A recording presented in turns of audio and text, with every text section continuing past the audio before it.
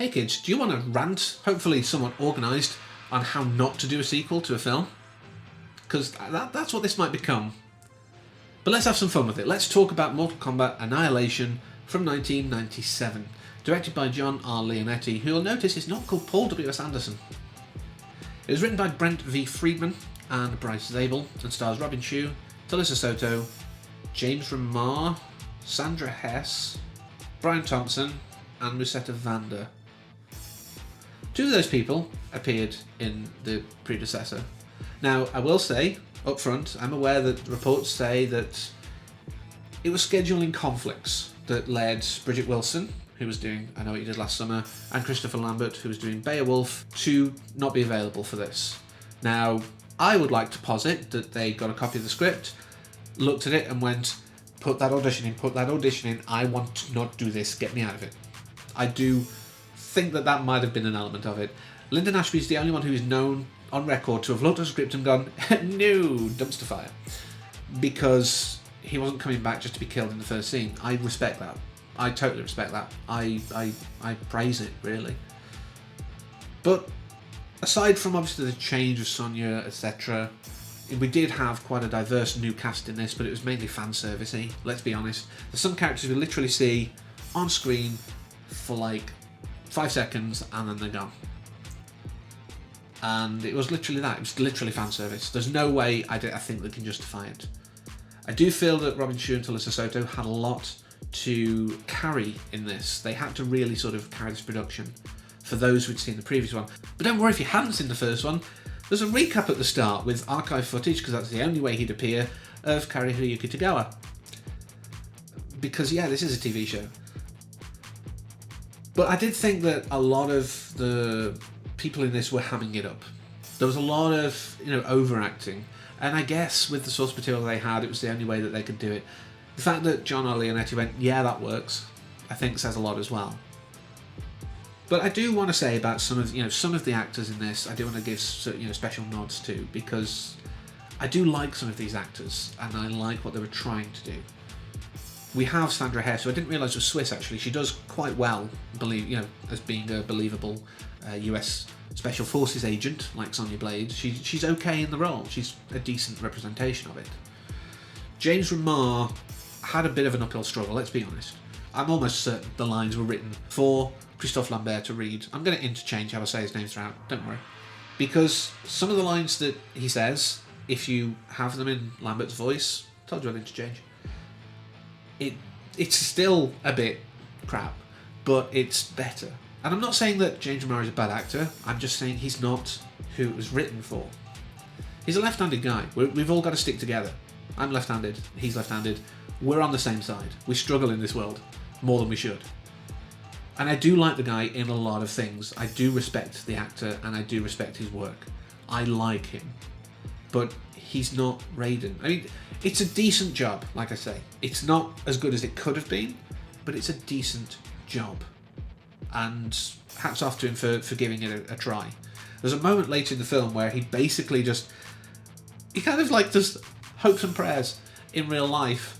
And that's one of the lines that I think even, Lambert wouldn't have been able to make sense. I will pray for you all. Brian Thompson, sadly, as much as I love the guy who's the alien bounty hunter in The X-Files, of course, that's where a lot of us probably grew up with him, in the role. He was a tiny part in The Terminator, etc., etc. He's a great character actor. He was Luke in Buffy, the first couple of episodes.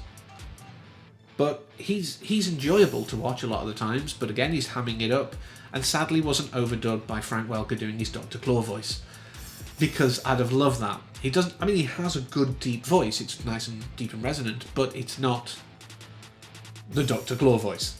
So it did kind of feel a little off. Musetta Vanda, again, known from Buffy, she was the praying mantis lady / substitute teacher Natalie French. I liked her. I thought she was okay in that role. It was only like one episode, so it's not a real gauge of how good she is, and I've not seen her in much else. But in this, she is hamming it the heck up. Like I say, most people are.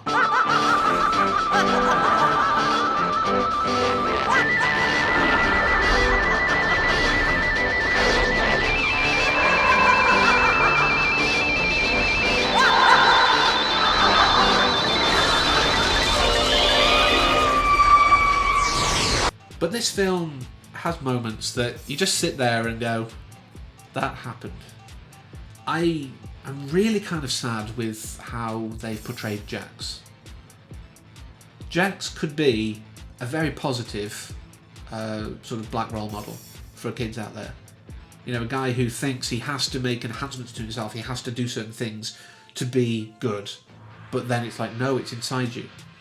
You can rise above that. And you could tell they were going for like a PG-13 rating when it's not. His arms were removed and replaced entirely. It was like a sheath, because when Motaro rips them off, he's got his arms back and he can go, yeah, I only needed me all along. Now, obviously they did that for the ratings, but it is a very positive thing. Now, that is completely underwritten and undermined even by the fact that he's the typical black tough guy caricature. Even though it's not something that I have a personal stake in, being completely Caucasian, I can totally understand how wrong that is. I can get how this should have been better. And you can say, yeah, but it was 1997. I don't care. We've had strong black female characters before then and since then. Just saying it was such and such a time. If you said the 70s when blaxploitation was a thing, I might be like, okay, still not ideal, but okay. 1997, we were well past that, and this should have been better. The character in the games hasn't really got much of a character until they went into 3D. And he's been, more recent entries have seen him a much more rounded character. Probably because of backlash, let's be honest, but being nice to them because they realise that having a strong black male role model out there is great for the youth. Like I say, this got that so wrong. Now, I do respect that they got Lightfoot, rapper and actual Cherokee to play Nightwolf, who in the games was originally Lakota Sioux, but then they changed it to a fictional Matoka tribe. But because they sent him to the Hopi Mesa, he's technically going to be a Hopi tribe here. So they got the tribes mixed, but at least they got someone who was that type of person. And I respect that a lot. They got a First Nations person in to play that character. Whilst Nightwolf is kind of a bit caricature. I mean, in the script, he was a lot more like just a normal guy who happens to be Native American. But again, they went, well, in the games he looks like this. I guess there was that clash, like you've still got to make it accurate to the games, but still, it's very much caricature and he just disappears. But yeah, I do respect that character. Now, it didn't count in the returning cast one, Keith Hirabayashi, who normally goes under the name Keith Cook because his agent said, let's anglicise it because people just won't understand. Yay, progress. But he does actually return as a different character. He played the human version, or the gargoyle version technically I guess, of Reptile during the fight in the first one. He returns as Kuai Liang, technically, the younger Sub-Zero in this. And he has a much bigger role. And I love that fact. It's kind of almost like a weird nod to the palette swap idea. And there were certain characters who played multiple different characters here, so that was nicely leaned into. But I think a lot of those doubling up were just to save money. There are certain characters who are stunt coordinators and vice versa, and people are often pulling double duty. Robin Shou is doing a lot of the fight choreography, so he couldn't do a lot of Liu Kang stuff. So he actually has a double. Weirdly enough, Tony Jaa in a lot of cases, a name you're probably very familiar with now. But Dana He was a stunty on, I think, the first one, who plays Melina, and they butchered that character because, yeah, she had crazy eyes, she did that really well, and she has the sai, but she doesn't have the crazy teeth. She doesn't have the butterface. If you don't know what that is, I'm not going to tell you, look it up yourself. But, yeah, it's like, there was potential here. There were certain things they nodded to. But like I say, yeah, that was a stunty doing double duty. Ray Park, Darth Maul, as you might know him as, or Toad, as you might also know him as. I'm never going to touch that film, I don't think, if I can avoid it. But he is a couple of roles in this as well. There's so much here where people were pulling double duty. But this had, according to reports, about $12 million more. And I'm like, where did it go?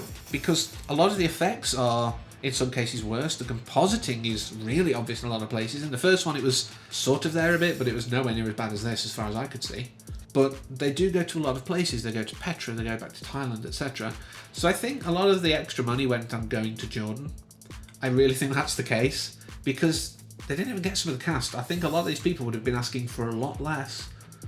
than what they were, you know, the original. But yeah, there's so much here that could have been better, and that's why it really annoys me. Like the biggest thing that says how wrong this film was, the first film ended with a human on, okay, a sorcerer, but still a human fight. It was a human battle. It was literally Mortal Kombat. It was a fight for the fate of the world.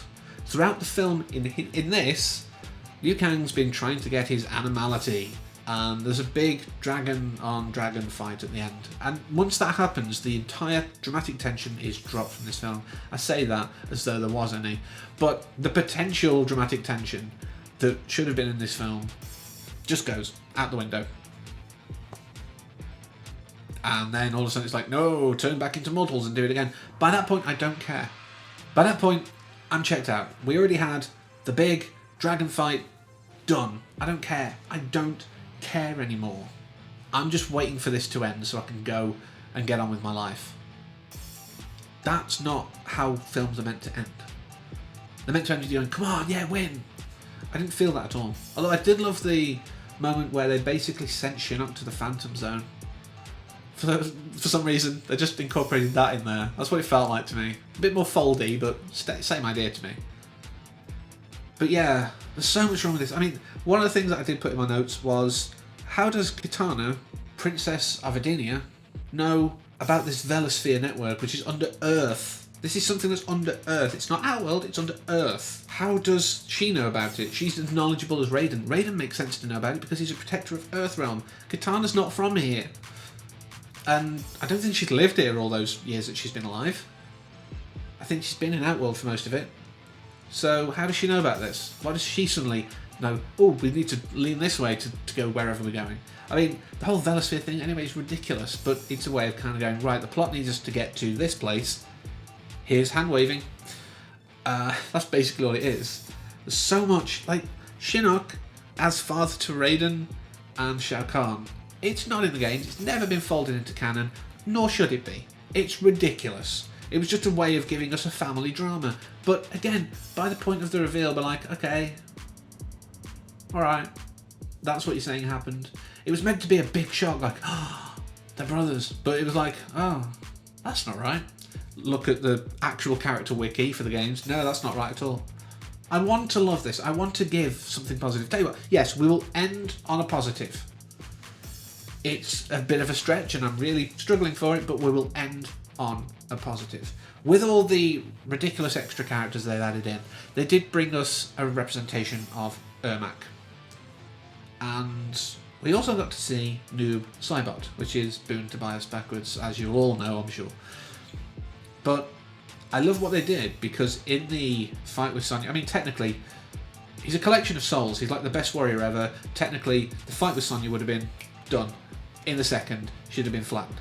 But taking that out of the equation, he releases a soul which is credited as Noob Saibot, which makes sense because he has been given a whole bunch of souls by Shang Tsung. Now Shang Tsung died, so we can say that he got Sub-Zero's soul, absorbed into him, and he released it, but it came out as Noob Saibot because that's who Noob Saibot is. It's Bihan's corrupted soul. So that was one moment where they were like, hey, yes, we know the law, we respect the law, we are giving information out on screen that says, look, we know what we're talking about. But then they just go, oh, brothers. Sorry, I said I'd end on the happy note. Pretend I didn't say that last bit. So, yeah, Mortal Kombat Annihilation, 1997. Watch it for completion's sake if you really want to. If you really, really want to. If you've got a bunch of whatever you like to chill out with, shall we say, to hand. Because that's the only way I think that you can really enjoy it. I didn't have any of that because I had to make notes, and it shows. So hopefully next week, like I say, if I can manage to get hold of a copy and look at it, I might need to delay it a week if I can't do it straight away. But I will hopefully at some point soon be able to watch Mortal Kombat 2021 and cleanse my mind of this, because it's a new continuity, it's entirely fresh. But maybe at some point in the future, if people want me to talk about either, Defenders of the Realm or Conquest or Rebirth and Legacy, I'm quite happy to at some point in the future. Maybe give me a bit of time. But if people want that, put it in the comments below. Any other suggestions, always welcome. Please feel free. There's also stuff down there. I may as well on this because I'm doing this video and I'm not going to get much out of it, if I'm honest, at the moment. So if people can have a look down there, there's Patreon things, there's Buy Me a Coffee if you don't want to be committed, there's Bitcoin you can send me if you want to do that. That's really quite a lot these days, so that'd be nice. But if you can support in any way, I can keep doing these things and just at least feel like I'm getting something for it. But obviously there's no obligation. I never want to paywall anything if I can avoid it. So yeah, just keep watching, enjoying, and making me go through hell. Why not?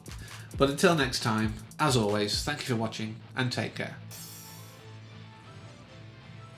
Flawless victory.